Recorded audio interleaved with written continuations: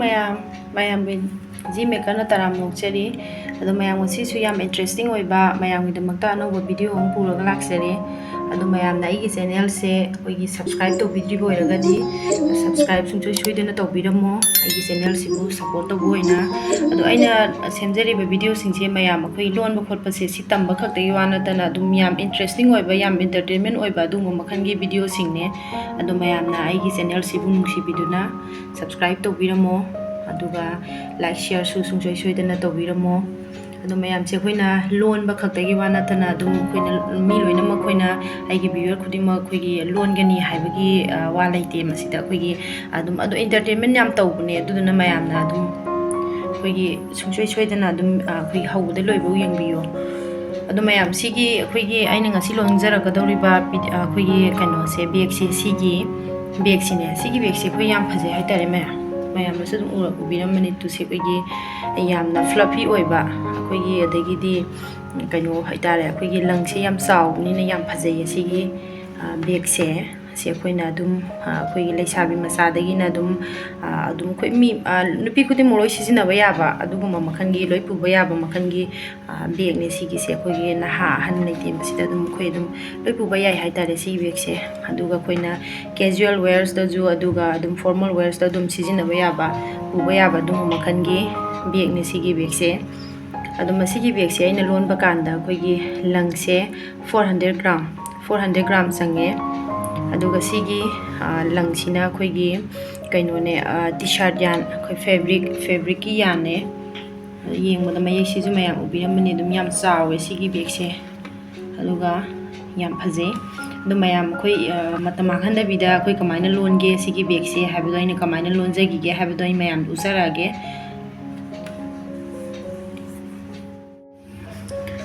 mayam khoi nei halambada 7 mm gi hukama lorani duga sigisina fabric yan haitare t-shirt yan dune duga khoina mark pin samaina mark pin ani ma lore duga khoina makhong je makhong mang tariat lorani samaina makhong samaina tariat lorani 2 layer 3 4 5 6 7 mana makong tari layer mana makong je 1 2 3 4 5 6 7 mana makong tari layer dugi matungda koina makong samai laure dugi matungda koina sidagi tangai de koina sidagi thinbada tamon koina opposite samana somna kandagi thinba mana aduga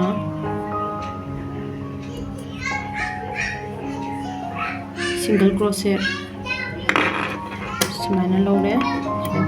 han bagi makong chida pin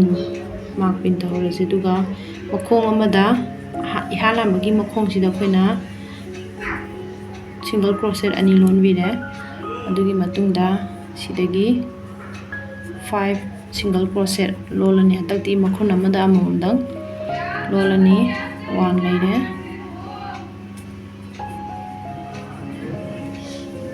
2 leire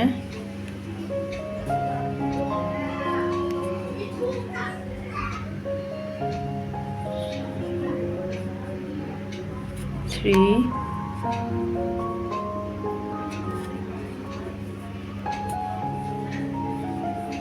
4 5 semana 5 layer dari matunda sigi makong taruk subase sida koina sida 1 2 3 4 5 single crochet long matunda sigi lemhori bu makong ama lemhori je sigi sida koina mo single crochet ahum lon ge da sidana semana 1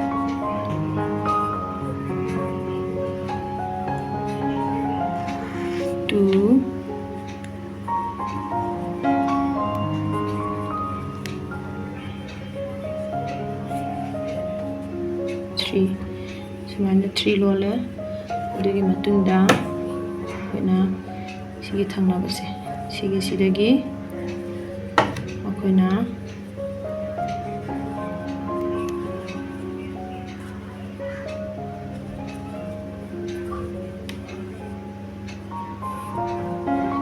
sidagi akoina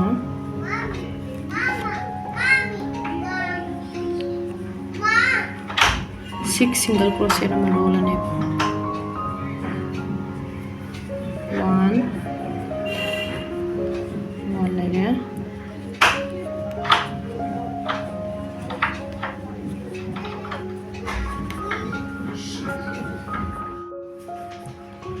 akoina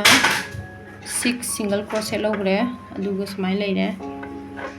adugi matungda akoina ngasai mark pin tawlibise sigi sida makhong am lawrani sumana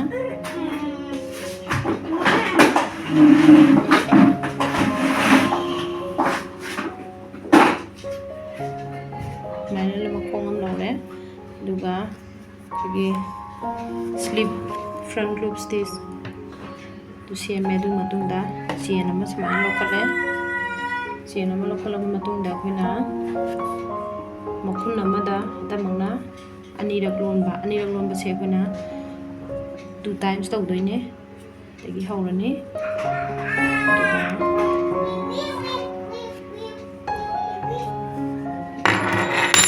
lock toxel kida mark toxel lorase ai ngasi video je mayam kharadi noisy oire haitare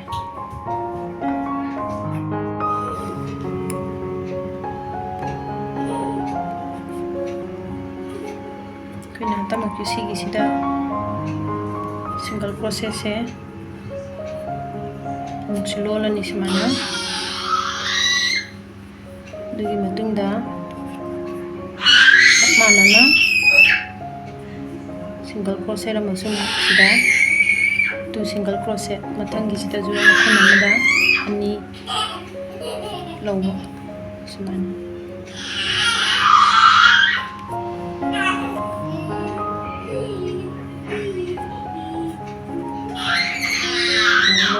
adugi matungda akoina 5 single crochet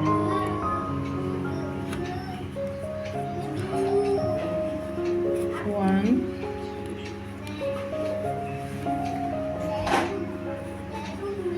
2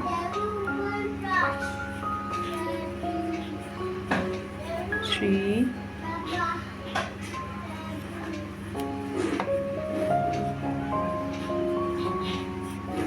4 sigadi 5 sumai leire aduga akoina 5 single crochet lon khraba matungda akoina 1 2 3 4 5 sigi 5 single crochet se lon khre adu matungda akoina antamang lon doisina akogi makhun amada ani lonba single crochet se akoina makhun ahum longa doine makhum ahum lolase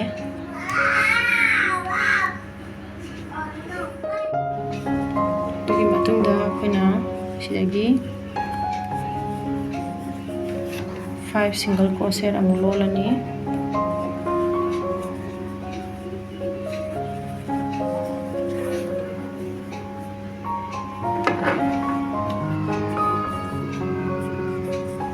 edi 2 sugare 3 4 sigadi 5 sugame 5 samai leire adugi matungda 5 sigi matungda akoina makhun amada ani lolani single crochet 2 times makhun amada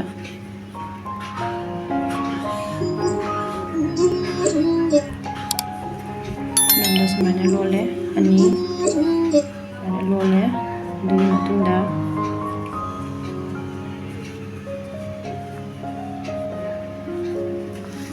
front loop stitch sigi matungda akoina front loop stitch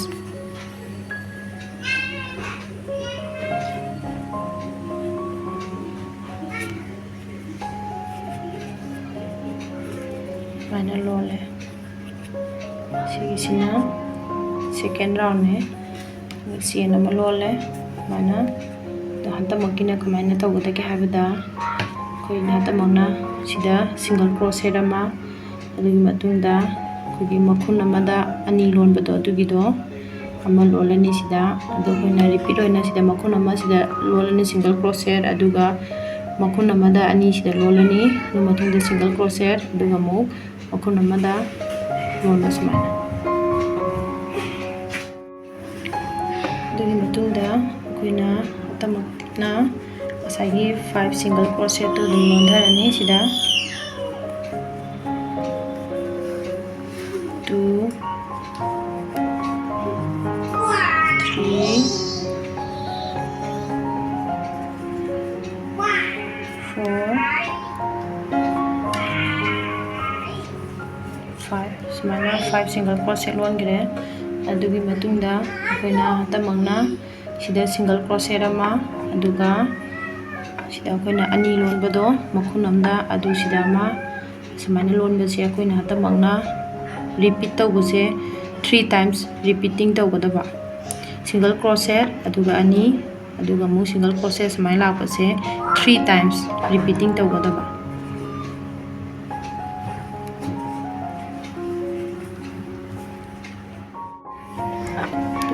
matungda akoina tamangna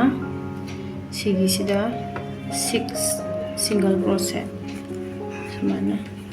1 2 3 4 5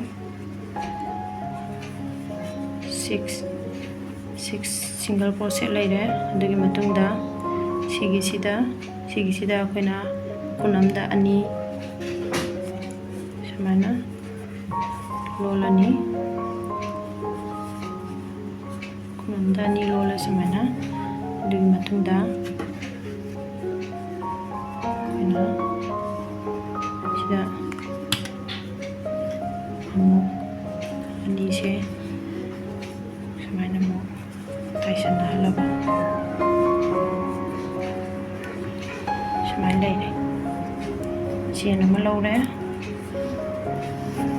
adugi matungda antamakina akoina single crochet chain ama laugre adu matungda single crochet ani akoina makhun amda sigisida laurani adugi matungda sigisida single crochet sida ani laurani sida makhun amda ani tawbado sida lolani adugi matungda single crochet sumai laani sumana tawbagi kainose akoina repeating 2 times orani sida 2 single crochet 1 holder makhun amada adu matungda single crochet adu sigi kainose akogi mose 2 times repeating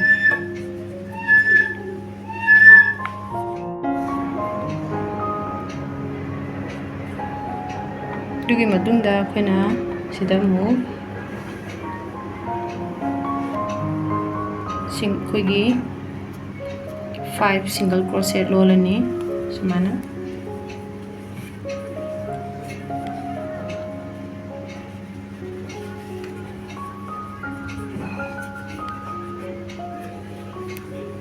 sigadi 3 4 5 mana laire adugi matungda akoina tamna sida makhun amada anirak lonba adugi matungda 2 single crochet akoina sida longibda damaina tawbadu ngasagina sida 2 times longiba repeating 2 times tawbadu hatamakina repeating 3 times tawbadaba sumana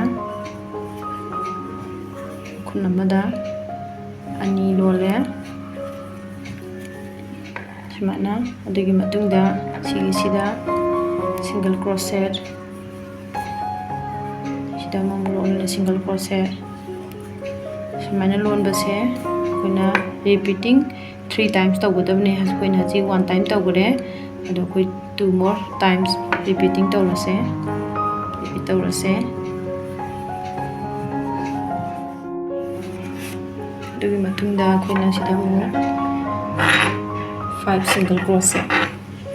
5 single crochet ꯂꯣꯜꯂꯁꯦ. 1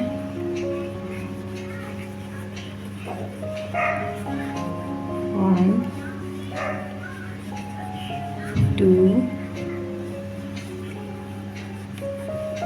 3 4 5 sure. Mana 5 long di matungda akoina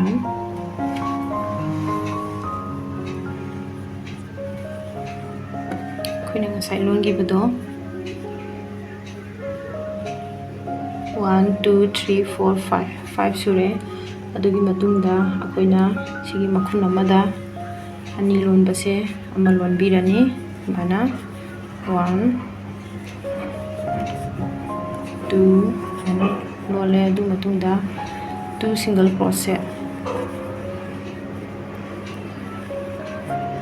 2 single crochet mana lole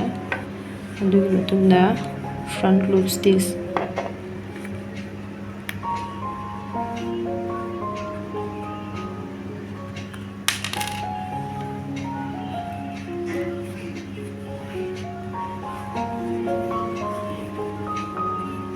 front loop stitch lagi samana me samana yengda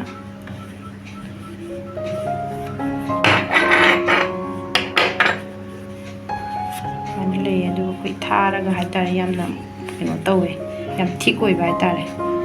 amai tawe adugi matungda chain ama lawrani chain ama lawra matungda tamakna chain sidagi akoina 3 single crochet lawrani mark tawsalawase 3 single crochet the one legre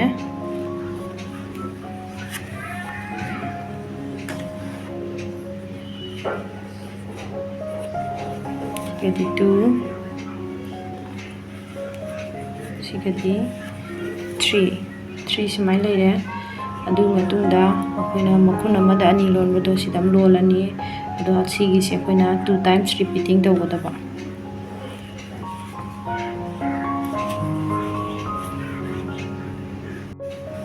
adugi matungda 5 single crochet 1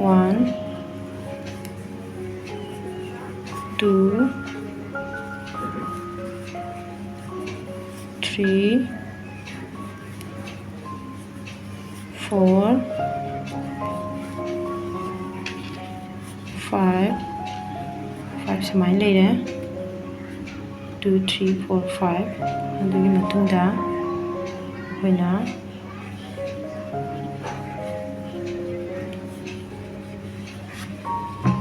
tamona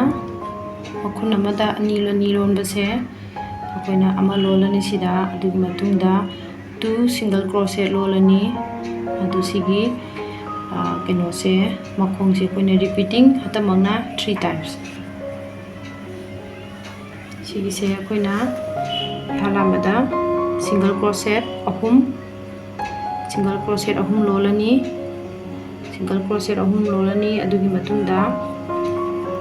makhun amada ani lonbado adu ama hapani adu sigi sina koina longgedo se repeating 3 times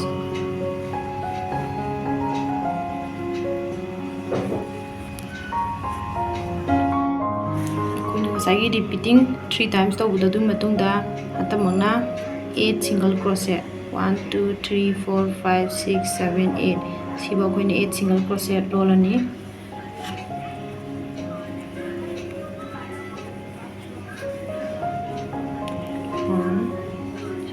two, 3, 4, 5, 6, 7, 8. ꯑꯗꯨꯒꯤ ꯃꯇꯨꯡꯗ ꯑꯩꯈꯣꯏꯅ ꯁꯤꯒꯤ ꯃꯈꯣꯡꯁꯤꯗ ꯑꯅꯤ ꯂꯣꯟꯒꯗꯕ 1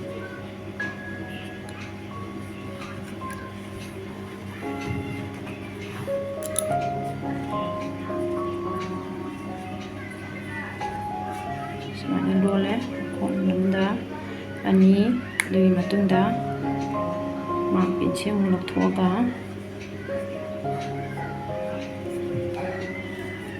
ana lole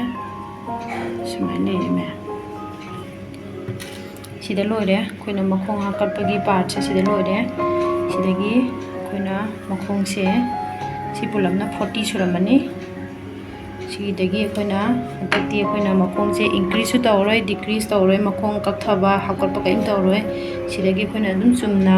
single crochet से दुम लोलनी Koyna लोनगे दोइसे 13 round Koyna लोनगी बसे सिगदी 1 2 3 4 5 6 6 7 ने कोइना लोनगी बसे अदो 7 से कोइना अतोपा 6 अमगा मु लोलसे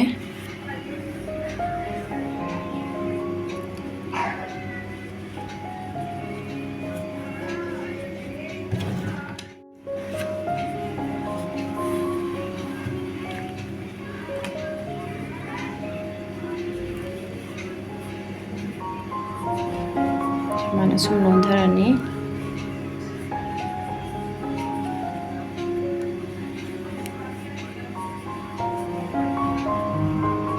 koina makhong chi khala dum hakot ke hada sudum yai pikthan ge hada sudum yai adu makhong sigi bek sidi koina langse yam changi hai tar aduduna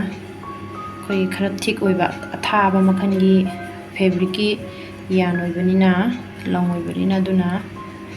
Koyna पंचाव चौहन बसु लंग याम संगनी दुना समाइना दुम पिकटकना लोनबा कुसिगी सिना बेस की पार्ट होइरागा कोइना समाइना दुम सी मखोंग से कोइना पुन्ना सिगी से कोइना सिबौदा मखोंग से दुम सिगी कोइगी अकोइ बसे मखोंग से कोइना 40 ने अदो से कोइ दुम लोन खला से कोइना लोन की पेसे सिगी से कोइगी 7 राउंड ने अदो कोइना लोन दोइसे कइनो बोलोला से कोइगी 13 लोन के दबने अदो अतोपा 6 राउंड मा सिगी कोइ बेसे सर्कल ओइना सिगी से मा बोलोला से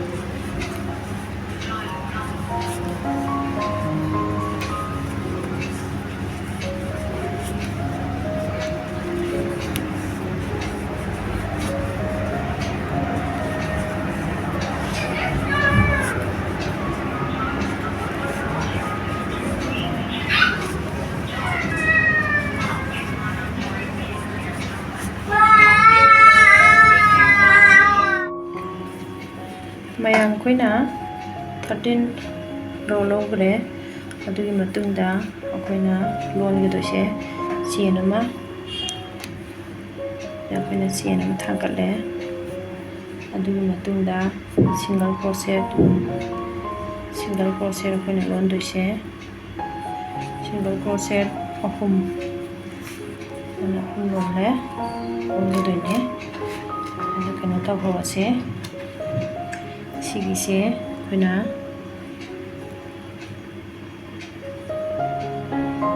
मार्क पिंजिना मार्क तोक्सलचे अदुगी मतुंदा सिंगल क्रोशेट अनि मो माना सिंगल क्रोशेट लोलसे सिंगल क्रोशेट हम लोले अदुगी मतुंदा कोइना तमना फेरना मखों नुसलपगी हाइतारे अदुमाना सिमाना ꯈꯣꯠꯄꯤꯔꯕ ꯑꯗꯨꯒ ꯁꯤ ꯁꯨꯃꯥꯏꯅ ꯂꯣꯏꯁꯟꯗꯕ ꯁꯨꯃꯥꯏꯅ ꯃꯈꯣꯡꯁꯦ ꯀꯣꯠꯂ ꯂꯩꯔꯦ ꯑꯗꯨꯒꯤ ꯃꯇꯨꯡꯗ ꯁꯨꯃꯥꯏꯅ ꯑꯃꯨꯛ ꯂꯣꯜꯂꯦ ꯑꯗꯨꯒ ꯁꯨꯃꯥꯏꯅ ꯂꯣꯏꯁꯟꯕ ꯁꯨꯃꯥꯏꯅ ꯑꯩꯈꯣꯏꯅ ꯂꯣꯟꯈꯤꯕꯁꯦ ꯁꯤꯒꯤ ꯇꯨꯒꯦꯗꯔ ꯁꯨꯃꯥꯏꯅ ꯂꯣꯟꯈꯤꯕꯁꯦ ꯑꯩꯒꯤ ꯃꯃꯥꯡꯒꯤ ꯋꯦꯁ ꯄꯥꯎꯁ ꯂꯣꯟꯕ ꯀꯥꯟꯗꯁꯨ ꯑꯩꯅ ꯇꯧꯖꯈꯤꯕꯅꯦ ꯑꯗꯨ ꯃꯌꯥꯝꯅ ꯑꯗꯨꯝ ꯀꯃꯥꯏꯅ ꯇꯧꯒꯦꯗꯣ ꯑꯗꯨꯝ ꯌꯦꯡꯕꯤꯔꯣ ꯌꯥꯝ ꯂꯥꯏ ꯑꯗꯨꯒꯤ ꯃꯇꯨꯡꯗ ꯑꯩꯈꯣꯏꯅ ꯁꯤꯡꯒꯜ ꯀ꯭ꯔꯣꯁꯦꯠ ꯑꯍꯨꯝ ꯑꯃꯃꯨꯛ ꯂꯧꯕꯤꯕ ꯁꯨꯃꯥꯏꯅ 1 2 3 ꯁꯨꯃꯥꯏꯅ ꯂꯣꯜꯂꯦ ꯑꯗꯨꯒꯤ ꯃꯇꯨꯡꯗ ꯉꯁꯥꯏ ꯍꯧꯖꯤꯛꯀꯤ ꯑꯗꯨꯃꯥꯏꯅ ꯇꯨꯒꯦꯗꯔ ꯂꯣꯟꯕꯗꯣ ꯑꯃꯨꯛꯀ ꯁꯨꯃꯥꯏꯅ ꯂꯣꯜꯂꯦ ꯁꯨꯃꯥꯏꯅ ꯂꯣꯟꯕ ꯑꯗꯨꯒꯤ ꯃꯇꯨꯡꯗ ꯑꯩꯈꯣꯏꯅ 5 single crochet ꯑꯃꯨꯛ ꯂꯣꯟꯕꯤꯔꯅꯤ 1 2 3 4 5 single crochet sumana lole aduga hatamakna akoina sida mu 3 single crochet adugi matungda akoina together lon to amu lolani adu sigi kano se lon bagi se akoina repeating 3 times tawgadaba akoina jiklong gibdo sibok leire adu matungda akoina sije front loop stitch loishanna sumana leire adu si punba si mayam akoigi sigi round se punna masida koi ngasai 40 chain ogibdo hatamakti akoina makhong si kakhrabnina decrease tawgrabnina 34 khakta oihore adui matungda chain ama sumana lokale adaidi akoina 34 se akoina round ama sidaina sibo makhong hapatabi aduga taju tahandabida sumna lolani single crochet 34 single crochet sikoina sida hapjalogase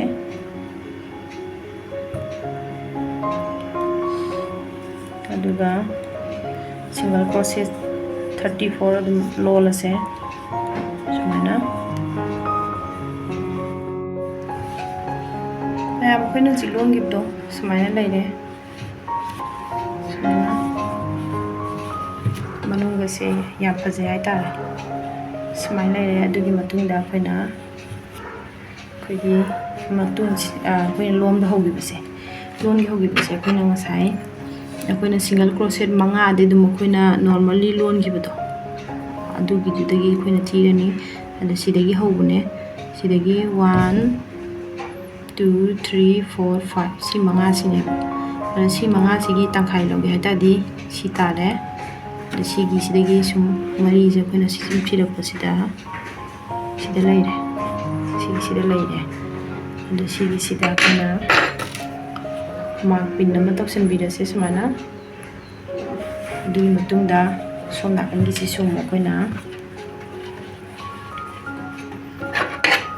sigi sidagi ne 1 2 3 4 5 si manga sine do sidagi mayai thwe mayai sidagi koina sum mongkatda sida tare sigi sida do sigi sida ma toksen bidase aduga ani se koina samana thama si mayai chapsar thumya sumana leile bag se sumana leidune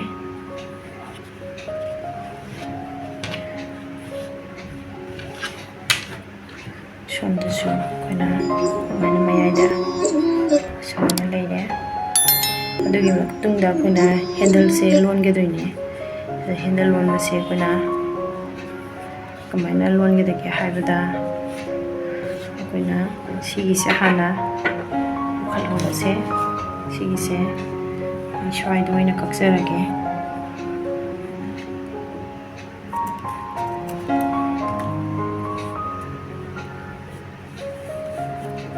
sumana leire sigi se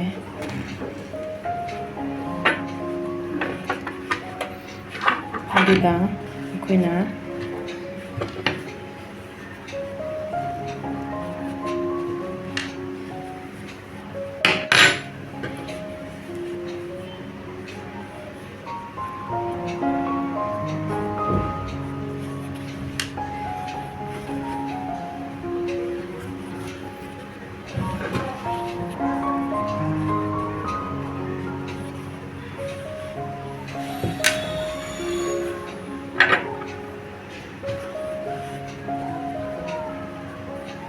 ꯍꯥꯏꯐꯦꯠ ꯆꯥꯎꯔꯥꯛꯅ ꯀꯩꯅꯣ ꯑꯣꯟꯗ꯭ꯔꯁꯨ ꯑꯗꯨꯝ ꯌꯦꯡꯕ ꯍꯥꯏꯇꯥꯔꯦ ꯑꯗꯨ ꯆꯞ ꯆꯥꯔꯦ ꯁꯨꯃꯥꯏꯅ ꯂꯩꯔꯦ ꯑꯗꯨꯒꯤ ꯃꯇꯨꯡꯗ ꯑꯩꯈꯣꯏꯅ ꯁꯤꯒꯤ ꯑꯩꯈꯣꯏꯅ ꯁꯤꯗ ꯄꯤꯟ ꯐꯥꯈꯤꯕꯁꯦ ꯁꯤꯒꯤꯁꯤꯗꯤ ꯀꯥꯎꯟ ꯇꯧꯔꯣꯏ ꯁꯤꯒꯤ ꯃꯈꯣꯡꯁꯤꯗꯤ ꯁꯤꯗꯒꯤ 1 2 3 4 ꯃꯈꯣꯡ 4ꯁꯦ ꯁꯤꯒꯤ ꯃꯈꯣꯡ 4ꯁꯦ ꯀꯥꯜꯂ ꯃꯇꯨꯡꯗ 5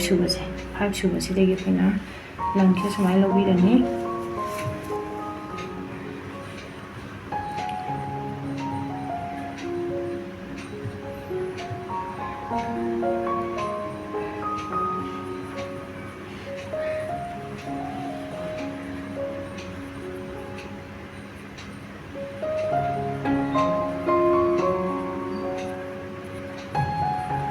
ꯂꯪꯁꯦ ꯑꯩꯈꯣꯏ ꯁꯨꯃꯥꯏꯅ ꯂꯧꯔꯦ ꯑꯗꯨꯒ ꯍꯦꯟꯗꯜꯁꯦ ꯁꯨꯃꯥꯏꯅ ꯂꯧꯈꯠꯂꯁꯤ ꯑꯗꯨꯒ ꯁꯤꯒꯤ ꯑꯅꯤꯁꯦ ꯑꯩꯈꯣꯏꯅ ꯑꯗꯨꯝ ꯀꯤꯁꯟꯕ ꯍꯧꯕꯒꯤ ꯍꯥꯏꯇꯥꯔꯦ ꯁꯨꯃꯥꯏꯅ ꯑꯗꯨꯝ ꯀꯤꯁꯟꯕ ꯍꯧꯕ ꯑꯅꯤꯁꯦ ꯑꯗꯨꯒ ꯂꯣꯟꯕꯗ ꯍꯥꯞꯆꯤꯟꯈꯤꯕ ꯁꯨꯃꯥꯏꯅ ꯂꯩꯔꯦ ꯑꯗꯨꯒꯤ ꯃꯇꯨꯡꯗ ꯑꯩꯈꯣꯏ ꯁꯤꯗꯒꯤ ꯆꯦꯟ ꯑꯃ ꯂꯧꯈꯠꯂꯦ ꯁꯨꯃꯥꯏꯅ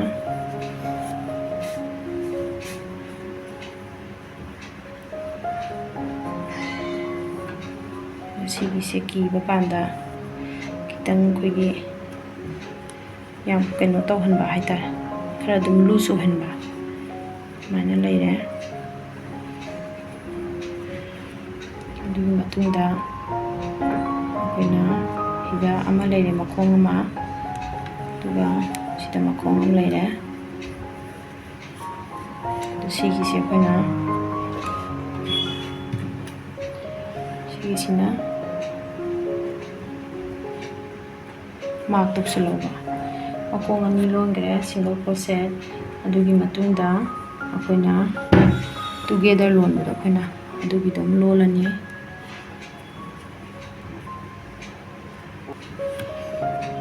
ꯑꯩꯈꯣꯏꯅ ꯁꯤꯗꯒꯤ ꯃꯈꯣꯡ ꯑꯃ ꯂꯩꯔꯦ ꯑꯗꯨꯒꯤ ꯃꯇꯨꯡꯗ ꯁꯤꯗꯒꯤ ꯑꯃꯨꯛ ꯃꯈꯣꯡ ꯑꯅꯤ ꯁꯨꯃꯥꯏꯅ ꯂꯣꯜꯂꯦ ꯑꯗꯨꯒ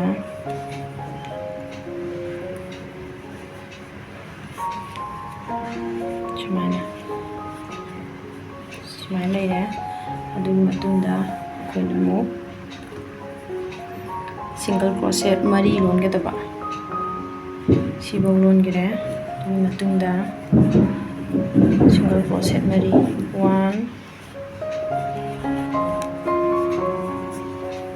2 3 4 ꯁꯤꯡꯒꯜ ꯀ꯭ꯔꯣꯁꯦꯠ 3 ꯂꯣꯜꯂꯦ ꯑꯗꯨꯒꯤ ꯃꯇꯨꯡꯗ ꯑꯩꯈꯣꯏꯅ ꯉꯁꯥꯏꯒꯤ ꯑꯩꯈꯣꯏꯅ ꯃꯈꯣꯡ ꯀꯛꯁꯟꯕꯗꯣ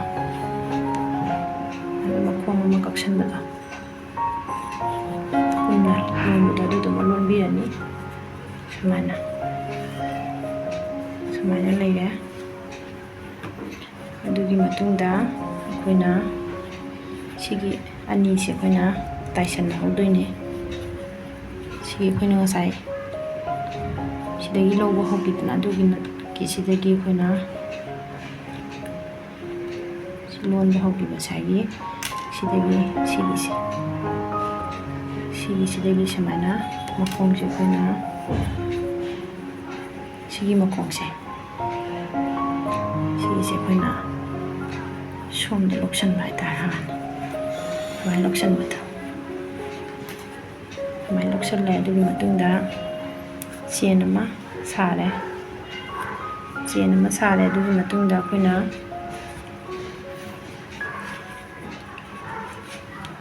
single ꯀ꯭ꯔꯣꯁꯦꯠ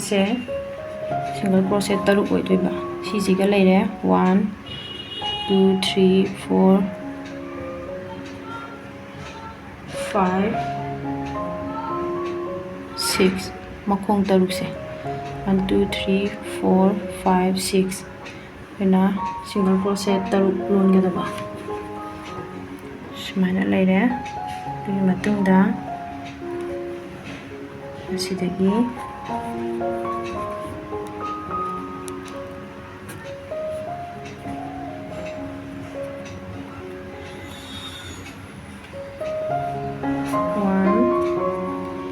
mana lomba se akhona single crochet taruk 2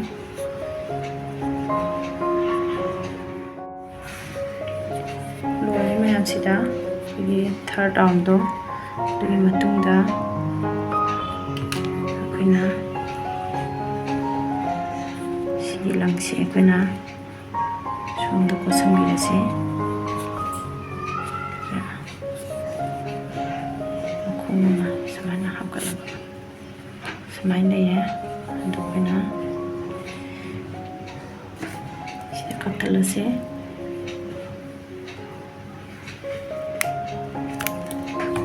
ana kaktale duga samaina ya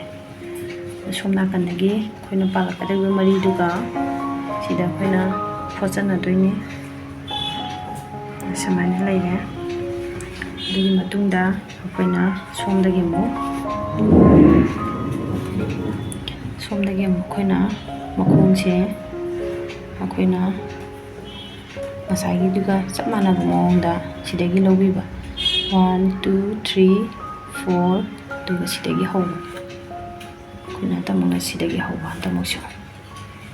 mana hore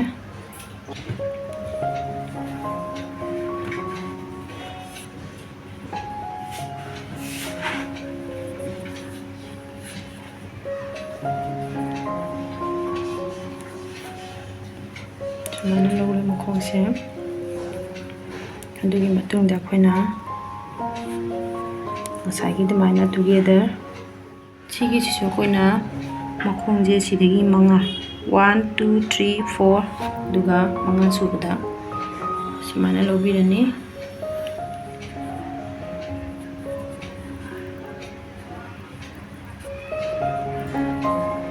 adugi matungda khoina masagi duga sapmane samai lokhale adugi matungda koina ngasai makhong kakthabado namaina ina ju kaktharani sida samaina leire adugi matungda sida leire duga koina ahum surato sida koina mana amatang loba samaina lore makhong se koina mark toksalong si sumana adugi matungda koina ngasai logibado 4 single crochet logibani ko 4 single crochet tamokshu samana na 1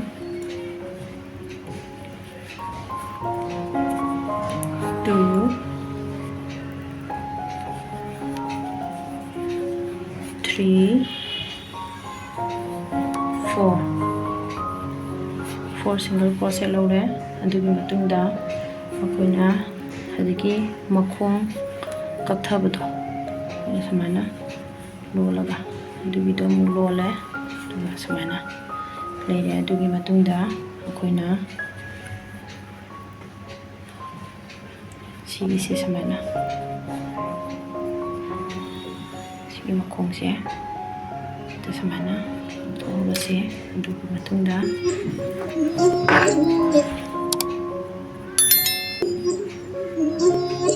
samana pusan ba matungda chen am lokhale du hata moti koina sigi se sida chen am leire du matungda 1 2 3 4 5 sigi 6 koina chen taruk se single crochet adam ngasai sida lonthagi bedo koina somna kan gite lonthagi bese samaina dum sigi ji koina londarani ngasai gite koina khoigi row round ahum lon gi bane hatam kin sigi sina koina round koina lon go se lon ga do se round tara 10 ꯂꯣꯜꯂꯒ ꯌꯦꯡꯉꯁꯤ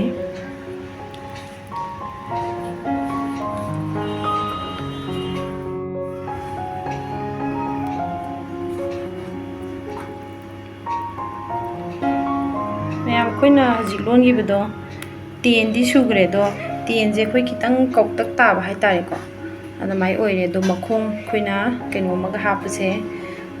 10ꯁꯤꯗꯒꯤ ꯑꯩꯈꯣꯏꯅ ꯃꯈꯣꯡꯁꯦ ꯄꯨꯟꯅ 15 ꯑꯣꯏꯅꯅꯕ ꯍꯥꯏꯇꯥꯔꯦꯀꯣ ꯉꯁꯥꯏꯁꯤꯗ 3 ꯑꯃ ꯂꯣꯟꯈꯤꯔꯦ ꯑꯗꯣ 19 12 ꯑꯃꯒ ꯂꯣꯟꯈꯠꯂꯁꯦ ꯑꯩꯈꯣꯏꯅ ꯄꯨꯟꯅ 15 ꯑꯣꯏꯅꯅꯕ ꯉꯁꯥꯏꯁꯤꯗ 3 ꯑꯃ ꯂꯣꯟꯈꯤꯔꯦ ꯑꯗꯣ ꯁꯤꯗ ꯑꯩꯅ 10ꯗꯤ ꯂꯣꯜꯂꯦ ꯑꯗꯣ ꯇꯧꯕꯇꯕꯨ 10ꯁꯦ ꯈꯤꯇꯪ ꯇꯦꯟꯇꯛ ꯇꯥꯔꯦ ꯑꯗꯨꯗꯨꯅ ꯑꯩꯈꯣꯏꯅ ꯃꯈꯣꯡꯁꯦ 2 ꯑꯃꯒ ꯑꯃꯨꯛ ꯔꯥꯎꯟ 2 ꯑꯃꯒ ꯑꯃꯨꯛ ꯍꯥꯞꯄꯁꯦ ꯑꯗꯣ ꯁꯨꯃꯥꯏꯅ ꯂꯩꯗꯣꯏꯅꯤ ꯕꯦꯒꯁꯦ ꯑꯩꯈꯣꯏꯒꯤ ꯀꯩꯅꯣꯁꯦ ꯕꯦꯒꯀꯤ ꯀꯩꯅꯣꯁꯦ ꯑꯩꯈꯣꯏꯒꯤ ꯃꯈꯣꯛꯁꯦ ꯈꯤꯇꯪ ꯄꯤꯛꯏ ꯍꯥꯏꯇꯥꯔꯦ ꯁꯥꯡꯕ ꯈꯔ ꯋꯥꯠꯂꯤ ꯑꯗꯣ ꯁꯨꯃꯥꯏꯅ ꯂꯩ ꯌꯥꯝ ꯐꯖꯗꯤ ꯐꯖꯕꯖꯥꯠꯅꯤ ꯃꯌꯥꯝ ꯁꯨꯃꯥꯏꯅ ꯂꯩꯔꯦ ꯑꯗꯣ ꯑꯩꯈꯣꯏ ꯔꯥꯎꯟ 2 ꯑꯃꯒ ꯑꯃꯨꯛ ꯍꯥꯞꯀꯠꯂꯁꯦ ꯃꯌꯥꯝ ꯑꯩꯈꯣꯏꯅ ꯉꯁꯥꯏ ꯂꯣꯟꯈꯤꯕꯗꯣ ꯁꯤ 12 ꯁꯨꯔꯦ ꯁꯨꯃꯥꯏꯅ ꯂꯩꯔꯦ ꯑꯗꯨꯒꯤ ꯃꯇꯨꯡꯗ ꯁꯤ ꯑꯩꯈꯣꯏꯒꯤ ꯉꯁꯥꯏ ꯂꯣꯟꯕꯒꯤꯁꯦ ꯁꯤꯗ ꯀꯛꯊꯠꯇꯕꯤꯗ ꯑꯩꯈꯣꯏꯅ ꯈꯔ ꯑꯗꯨꯝ ꯐꯣꯠꯄꯒꯤ ꯆꯥꯡ ꯍꯥꯏꯇꯥꯔꯦ ꯑꯗꯨꯅ ꯁ꯭ꯋꯥꯏꯗ ꯀꯛꯑꯁꯦ ꯑꯩꯈꯣꯏꯅ ꯐꯣꯠꯀꯗꯧꯔꯤꯕꯅꯤꯅ ꯑꯩ ꯁ꯭ꯋꯥꯏꯗ ꯀꯛꯊꯠꯂꯒꯦ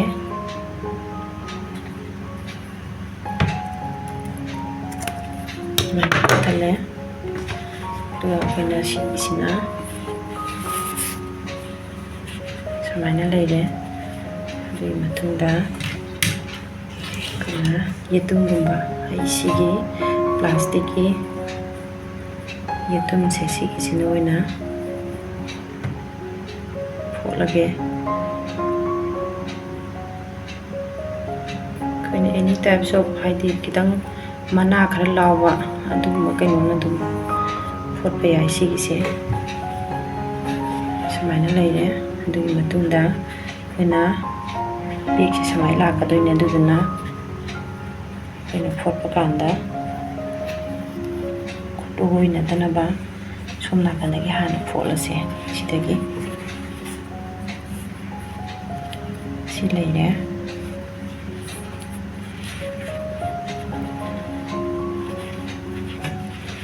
ꯑꯩꯈꯣꯏꯅ ꯐꯣꯠꯄ ꯀꯥꯟꯗ ꯉꯁꯥꯏꯒꯤ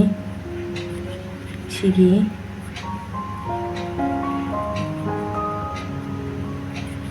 ꯂꯩꯔꯤꯕ ꯃꯆꯤꯟꯁꯦ ꯁꯤꯗ ꯂꯩꯔꯤꯁꯦ ꯁꯤꯒꯤꯁꯤꯒ ꯃꯆꯤꯟ ꯑꯃ ꯑꯣꯏꯗꯣꯏꯅꯦꯕ ꯁꯤꯒꯤ ꯕꯤ ꯁꯦꯞꯁꯤꯗ ꯑꯗꯨꯝ ꯂꯧꯈꯠꯄ ꯕꯤ ꯁꯦꯞꯁꯤꯗ ꯂꯧꯈꯠꯂꯦ ꯑꯗꯨꯒ ꯁꯤꯒꯤ ꯕꯤ ꯁꯦꯞ ꯁꯨꯃꯥꯏꯅ ꯂꯥꯛꯀꯗꯧꯕꯅꯤꯅ ꯁꯤꯒꯤ ꯕꯤ ꯁꯦꯞꯁꯤꯗ ꯑꯩꯈꯣꯏꯅ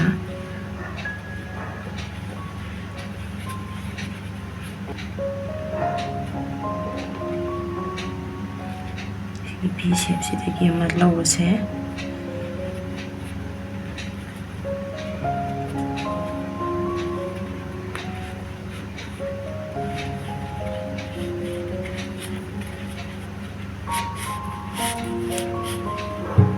ꯁꯨꯃꯥꯏꯅ ꯂꯧꯔꯦ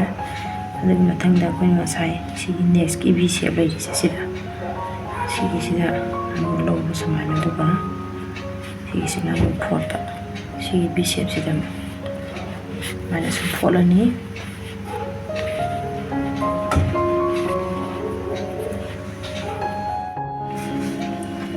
ꯃꯌꯥꯝ ꯑꯩꯈꯣꯏꯅ ꯍꯧꯖꯤꯛ ꯐꯣꯠꯈꯤꯕꯗꯣ ꯁꯤꯗ ꯂꯩꯔꯦ ꯑꯗꯨ ꯐꯣꯠꯄꯁꯦ ꯂꯣꯏꯔꯦ ꯃꯌꯥꯝ ꯑꯩꯈꯣꯏꯅ ꯍꯥꯏꯗꯤꯡ ꯇꯧꯒꯗꯕꯁꯤꯗ ꯈꯤꯇꯪ ꯁꯨꯃꯥꯏꯅ ꯁꯤꯒꯤ ꯃꯆꯤꯟ ꯂꯩꯍꯧꯕꯗ ꯁꯨꯃꯥꯏꯅ ꯍꯥꯏꯠ ꯇꯧꯊꯣꯛꯈ꯭ꯔꯕ ꯃꯅꯨꯡꯗ ꯍꯥꯏꯠ ꯇꯧꯁꯟꯈ꯭ꯔꯦ ꯑꯗꯨꯒ ꯁꯨꯃꯥꯏꯅ ꯐꯣꯠꯈ꯭ꯔꯦ ꯆꯞ ꯃꯥꯟꯅꯔꯦ ꯃꯌꯥꯝ ꯑꯗꯨꯒꯤ ꯃꯇꯨꯡꯗ ꯑꯩꯈꯣꯏꯅ ꯁꯤꯒꯨꯝꯕ ꯑꯩꯈꯣꯏꯒꯤ ꯃꯦꯒꯅꯦꯇꯤꯛ ꯕꯇꯟ ꯍꯥꯏꯇꯥꯔꯦꯀꯣ ꯃꯦꯒꯅꯦꯠꯀꯤ ꯑꯣꯏꯕ ꯁꯨꯃꯥꯏꯅ ꯑꯗꯨꯒ ꯁꯤꯒꯨꯝꯕ ꯕꯇꯟ ꯑꯃꯅ ꯑꯩꯈꯣꯏꯅ ꯁꯤꯒꯤꯁꯤꯗ ꯑꯩꯈꯣꯏꯅ ꯆꯦꯟ ꯄꯥꯟꯒꯦꯁꯨ ꯌꯥꯏ ꯑꯗꯣ ꯆꯦꯟꯗꯤ ꯃꯁꯤ ꯑꯩꯈꯣꯏꯒꯤ ꯂꯪꯁꯦ ꯆꯥꯎꯕꯅꯤꯅ ꯈꯔ ꯐꯖꯔꯔꯣꯏ ꯑꯗꯨꯗꯨꯅ ꯁꯤꯒꯨꯝꯕ ꯑꯩꯈꯣꯏꯒꯤ ꯕꯇꯟꯒꯨꯝꯕ ꯑꯃ ꯁꯤꯖꯤꯟꯅꯔꯒ ꯑꯩꯈꯣꯏꯅ ꯑꯗꯨꯝ ꯄꯥꯟꯁꯤꯟꯕꯗꯣ ꯀꯃꯥꯏꯅ ꯄꯥꯟꯒꯦ ꯍꯥꯏꯕꯗ ꯉꯁꯥꯏ ꯑꯩꯈꯣꯏꯅ ꯅꯥꯞ ꯂꯧꯍꯧꯕ ꯃꯌꯥꯏꯗꯒꯤ ꯑꯩꯈꯣꯏꯅ ꯅꯥꯞ ꯂꯧꯍꯧꯕꯁꯦ ꯁꯤ Sidi akoina somna kanda si anise palaga akoina sumaina tawna handoine close tawna handoine aduna ai panjarage me si yam lai jane me akoina aigi mamangi video da dum aina pangi da duga samane hai tare du sine kitang mayam aigi hawjiki bag to koi loina loire complete da aduga koi button je sumaina lolani aduga ina sumaina hangtokpa haidi magnetic oibnina sumaina yare sina khwaidagi convenient oire hai tare aduga makhunje koi bag ki manungje sumai lei manungje koi space yam lei hai tare yam chawe sumai lei re aduga koi ki back side ka front side hai bele te sidi koi ni any side amana dum koi ki mamang maning adum thamaina thangbu yare hai tare aduga koi ni pai bi sumaina pai ba yam kaino oi tare hai tare yam phajai yengbada aduga sawi sidi akoina dum akoi chathoku topa yumda dum akoina formal wears ka ju dum haidi sijinaba yare phani ka ju dum paaba yare lesabi macha gaina koi dum khongrau ga su paaba dum loina yare dress kumba ka su loina dum ichanda chanaba dum wakhan gi bag ni mayam se aduga koi gi bag se koi gi langse yam chawbuni na yengbada su yam phajai samaina lei mayek su koi samaina yam chawna lei hai tare sumaina adogi koigi beki handle se koigi magi handle se koina paina na basi mai mari si chu koina ngasai yam thana lon gi bani na koi pai bada yam nungai se yam handy oi hai tare sumaina adumaina oire sini mayam aigi ngasi gi video se ado mayam na aina semjeri ba aigi video sing se koi mayam da sungsoi soidana yam entertainment oigani haina khanjabagi damakta semjaba video sing ne ado mayam na koi lon ba se sana dum akoi gi lon mi kuding ma ayeng ba mi kuding ma koi gi aigi viewer kuding ma loina lon gini haiba su leite ado yeng tawbada bu ma se koi yam entertainment oiba hai tare koi lang ama salaung na puthoraga lang dum ma salaung puthoraga du su ma bega ma sareta akoi gi semba se koi gi koi 30 minutes kuma kai kuma da 20-30 minutes kuma da koi ne semba hai ba se yam na koi gi yam entertainment oiba yam interesting oiba du maina oigani haina aina khanjai aduga se koi na semba kan da de du matam je koi na sangi ne ba du mayang gi damakta koi ni mayang gi interest da koi na kaino se aina semjari se adu matam koi na sangi sigi bag sina mu kai gi no da koi gi lang se khara chawni na matam je time khara consume oide aduga atai khoi gi bag khoi lang khara kupo raga di khoi gi matam se yam sang hai tare nong ni ga dum sang bu su yawe do mayam da dain usari se khoi 30 minutes daga loina na ba dum samai usabne do tawbo dum se 30 minutes da di loiba na te khoi gi adum nong ni sang bane do mayam gi interest da dum semjabane aina semjaba khoi gi video sing se adu mayam na ai gi channel sibu nungsi biduna hawbudagi loiba phawbo yengbiyo video sing se aduga like share aduga subscribe su sungsoi soidana tawbiramo adu mayam mathang da su ai anova video ama puraga amuk sungsoi soidana mayam gi damakta lakjage si haraga ngasi gi mayam loisanjerage bye